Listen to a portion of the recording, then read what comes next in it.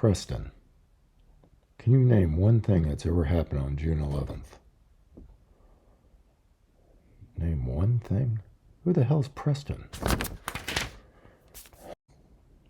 Let's start with a royal wedding. And I don't mean the cute ones from today. I'm addressing a real royal wedding. One that would stop wars, align countries, increase trade.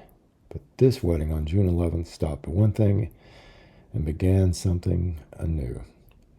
In the lands of yore, the infamous King Henry VIII of England decided to walk down the aisle in 1509 when he took his very first plunge into matrimonial mayhem by marrying Catherine of Aragon.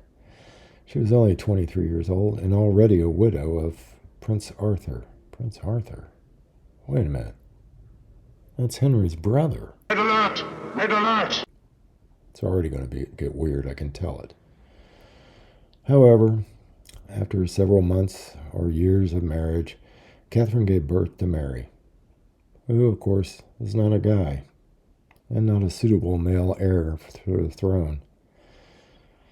Moving on, King Henry asked for an annulment, but the Catholic Church under Pope Clement VII said no.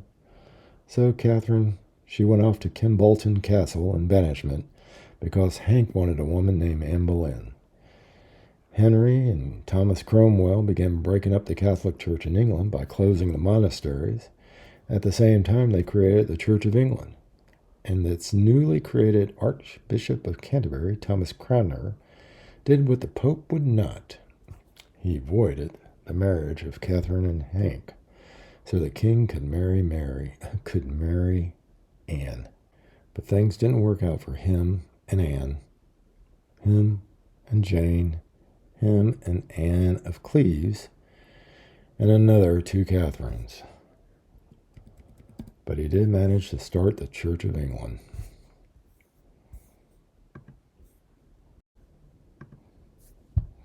In 1963, Valentina Tereshkova won a state lottery and became the first woman in space aboard a Russian spacecraft, the Vostok 6. The United Nations was able to negotiate a ceasefire ending the Six-Day War between Israel and Egypt, along with Jordan and Syria. In 1987, back in England, Margaret Thatcher clinched her third consecutive term as a prime minister. In 1987 also, the sci-fi flick Predator hit the theaters. Arnold fought alien hunters with dreadlocks, yeah. Also to point out that Hairspray had a banner year for sales. Not sure if it had anything to do with the dreadlocks. Timothy McVeigh is executed for his role in the Oklahoma City bombing, which occurred in the past, and he was executed in 2001. In 2002, scientists announced a discovery of a Martian meteorite in, of all places, Antarctica.